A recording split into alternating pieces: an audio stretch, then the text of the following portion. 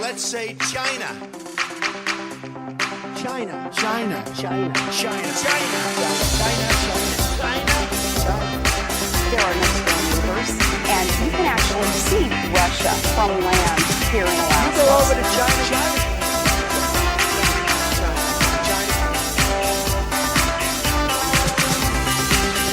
I did not have sexual relations with that woman.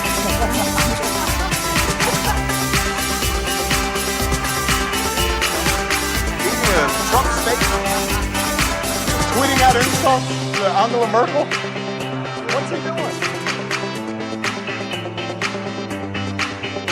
Ladies and gentlemen, please welcome your host. Yes.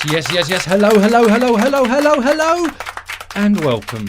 I am James Andrews, and you are listening to So This Happened, the only news you need if you are a complete ass. It is Thursday, the 28th of September 2017, and today, a donkey ate the back of a man's car that was painted like a carrot. And this wasn't just any car that was painted bright orange. This was a McLaren Spider, which is a very expensive car. The going price for a McLaren Spider is somewhere north of $200,000. Anyway, this donkey, whose name was Vitus, which is a great name for a donkey, why not, decided that he may have been a little bit peckish, and he chomped on the back of the car. Now, he caused about $8,000 worth of damage to the paintwork. So the question is, did the donkey think the car was a carrot, or was the donkey annoyed, upset, and outraged by the amount of money that somebody spent on a car? I suppose we will never know the answer to that. And you've probably all heard by now, but Hugh Heffner, the founder of Playboy, died today at age 91, and his death leaves a lot of questions.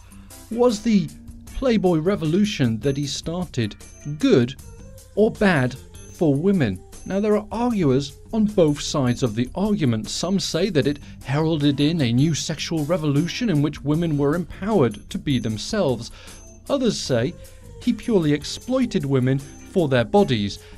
And I feel the argument has merits on both sides. Now, Playboy was started in 1953, and that was when some US states could ban the use of contraceptives. So when Hugh Heffner came out with this magazine that showed women in the nude, it really did have some sort of cultural revolution to it. But then the other side of the argument is that, yes, but he was really just making a magazine so little boys could have a quick wank off over a magazine. So, was Hugh Heffner a feminist who took on the prudish norms of the 1950s? Or was he just an exploiter of women who said, you know what, we'll make a lot of money putting tits in a magazine because everybody's so repressed, let's throw some tits at them and they'll go, wow, want that, I'm going to subscribe. So whether or not you think Hugh Heffner was a radical feminist or whether you think he was just a dirty old man is really up to you. I have my own opinions, but since the man just died, I'll say, Hugh, rest in peace, and I hope wherever you are surrounded by buxom beauties. And in slightly sad news, and I want to just mention this because I want to send good vibes to the way of this person, Julie Louis-Dreyfus, the star of Seinfeld and more recently Veep, announced today that she has breast cancer. She was just diagnosed, and looks like she may have quite a fight ahead of her. So, two things. A, fuck cancer, and B, if you haven't seen Veep, you have to watch it. It is such a good program. It is so funny. I absolutely adore it. So lots and lots of good vibes to Julia. And next, I want to wander into a topic which I'm going to approach very delicately. This is the story of Otto Warmbier, the young man who died after being released from prison in North Korea. His parents yesterday did some rounds with the news networks describing Otto's condition, and I'm going to play it in a moment, and it is very sad. These are two people who are just absolutely devastated by what happened. The thing is, and I don't know what to make of this, but the reports from the coroner when Otto was in hospital here in the US differ drastically from what his mum and dad were telling the news networks. And Donald Trump also jumped on that train and said it was an excellent interview, which I think probably a poor choice of words for what you're about to hear. But then he said Otto was also tortured beyond belief. And according to the coroner, that's just not entirely true. Now, North Korea has already responded to that, saying Donald Trump is just trying to incite aggression towards North Korea by making false claims. And I'm not going to come up with any conspiracy theories or anything silly like that. This is just something that's in the news right now, and I wanted to bring it to your attention. So we're going to start by playing an interview where Otto's father describes how Otto was when he returned to the country, and then we'll look at what the coroner said after Otto had passed away.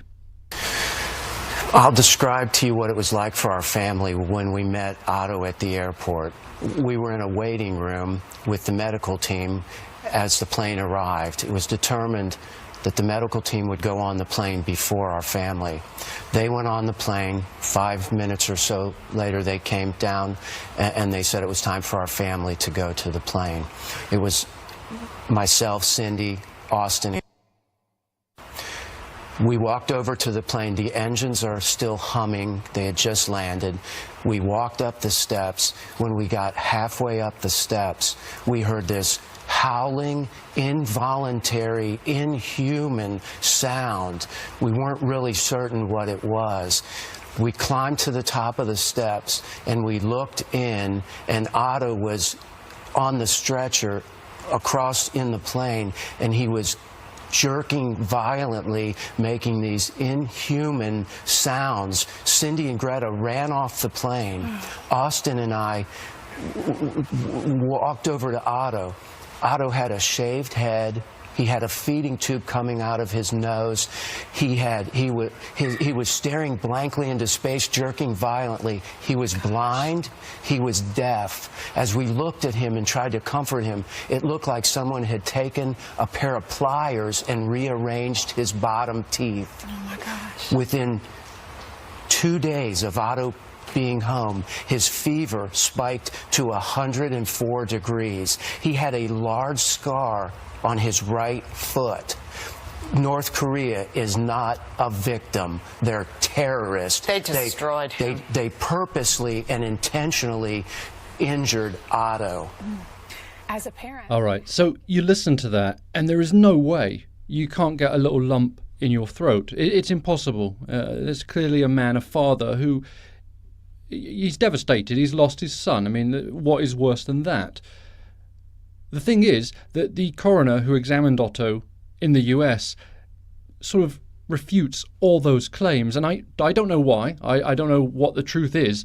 I'm going to play what the coroner said, and this is Dr. Lakshmi Cody Samarko. I probably said that wrong, but here is her version of Otto's condition. The fact that he has anoxic encephalopathy, or brain damage caused by the lack of oxygen to the brain, we don't know what the root cause of that is. There's a couple of ways that you can get that. So you either have to discontinue blood flow to the brain or stop breathing. And what caused either one of those possible events, we wouldn't know. I mean, could that have been torture at the time? We don't know. We don't have enough information about what happened to Otto at that initial insult to draw any concrete conclusions. We believe that for somebody who's been bedridden for more than a year, that his body was in excellent condition, his skin was in excellent condition, and we didn't see any evidence of decubiti or bed sores. Physically, as far as wounds, there were a few small scars that we documented. There was one that we really couldn't explain for medical instrumentation, which some of the other scars we could. But there wasn't anything on the external examination to indicate, other than that one scar that we couldn't explain, to indicate torture. So we didn't see any evidence of healing fractures or healed fractures that would have been within that time frame. If that was one of the things that was asked, is, did he have any broken bones and so forth. Not to our knowledge, not that we've been able to observe or document by medical imaging. So there is Dr. Samarco, the coroner who examined Otto when he got back to the States, and she is essentially completely refuting the claims of the Warmbiers that their son was tortured. She did go on to say that there was absolutely no damage to any of his teeth whatsoever, that they were in perfect condition. And she was also very surprised by the Warmbiers' statements yesterday because they didn't fall in line with what they had seen during a medical exam. Now, no autopsy was ever performed on Otto. His parents just took him and had him buried, which is absolutely their right and their prerogative. And so therefore, we will probably never know what really happened to Otto Warmbier in North Korea. And now I want to turn to Donald Trump's response. I feel that Donald Trump is exploiting the death of this young man for his own purposes. In a tweet, he said Otto was tortured beyond belief. The thing is, there is literally no evidence of that whatsoever, no medical evidence.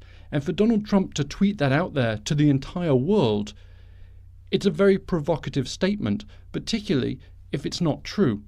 And we all know that Donald Trump loves to make these large, grandiose statements which are designed to shock people and make people look at it and go, whoa, wait a second, what? Really? But in this situation, this is complete exploitation of somebody who was held prisoner in a foreign country and died shortly after being released. And the real problem I have with Donald Trump's statement is that for a man whose main objective is to keep peace in the world, right, that's the president's job, keep peace. These statements, Otto was unbelievably tortured, and Little Rocket Man, these are not the words of somebody who is really looking to keep peace. Those are the words of somebody looking to pick a fight. And, well, I hope Donald Trump knows what he's doing. And that might be the stupidest statement that has ever come out of my mouth. And I kind of wish I'd saved the donkey story for now, because I'm sure everybody's just completely and utterly depressed now. So here's something that will cheer you up. It appears that Jared Kushner, the president's son-in-law, has been registered to vote as a woman for over 8 years. Jared Kushner first registered to vote in November of 2009, and when he was filling out the form, it seems that he sort of looked at it and went, okay, name, Jared, last name Kushner, got it. Address, I know that. Age, pretty good idea. Sex, let's see, male, female, it's a pity there's no yes please box, because I would check that one. Gosh, this is tough. Male, female. What did Ivanka say? Yes, female. And he just checked the box. And I suppose, in many ways, this shows Ivanka really does wear the trousers in that household. And now, after being completely and utterly sexist, it is time to say good night. Thanks very much for the conversation. It was fun as always. Actually, it wasn't very fun today, was it? It was a little bit depressing, but there you go. We can't be fun all the time, can we? Anyway, we can continue this conversation on Twitter at SoThisHappen if you like, and if you would like to subscribe to the podcast, that would be spectacular. It's on YouTube, iTunes, Google Play, Spotify. Well, you know where it is because you're listening to it on one of those platforms. Anyway, we'll do this all again tomorrow, and take care. Have a great evening. Goodbye.